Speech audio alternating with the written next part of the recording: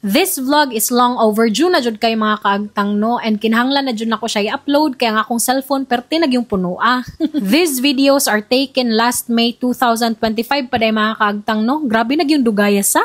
So mao to siya pag may nangadto mig Bohol mga kaagtang kay namista mi sa Panglao. Namista mi sa balay sa kong angkol nga perting gwapuha o di ba? Nindot kay ngisi sa. Kaning time mga nangadto mig Chocolate Hills mga kaagtang kay padong na may uli ani unya gihapit mi nila og tour para dili sad sayang ang among oras sa pagadto. Pagdung na mo saka ni mga kaagtang naghinay-hinay gyud kuno kay perti ra bang dakuha sa lubot sa gauna nako unyag matuwad ni ari punta nako patay ming tanan. Ay mong saba sa kong gisulti ha kay ako ra ba tong manghod. Grabe gyud kutasa sa pagsaka mga kaagtang. Kulang na lang magpaduot ko sa kong banana para makabot ko sa taas. Murag 5 na lang gyud lagi ang pliti padong langit ani. Balo pila ka ni kaangang ilang hagdan ba kay perti mag yung taas sa. Diagoy bata ni hunong kay gikutasan kaya papyang padayon piyang kay gisugda naman eh.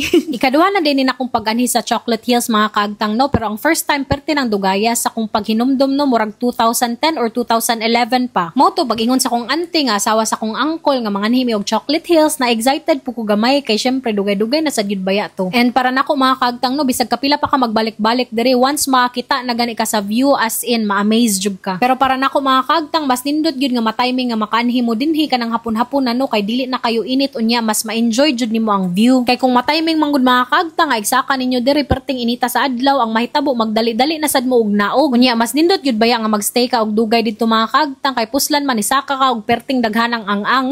Para syempre worth it sad ang kakutas ba. Dili pareha sa imong uyab nga bisag ikutasan na kag binadlong dili gyapon magpatuo nimo. Ay sorry. So mao to kay perti namang inita mao to nakadesisyon nami nga mangnaog na. Kay sus anugon kaya tong lotion nga gisigig haplas atong panit ani. O siya dire na lang kukutob ha kay murag taas na ning storya ha. Daghang salamat sa inyong paglantaw. Bye.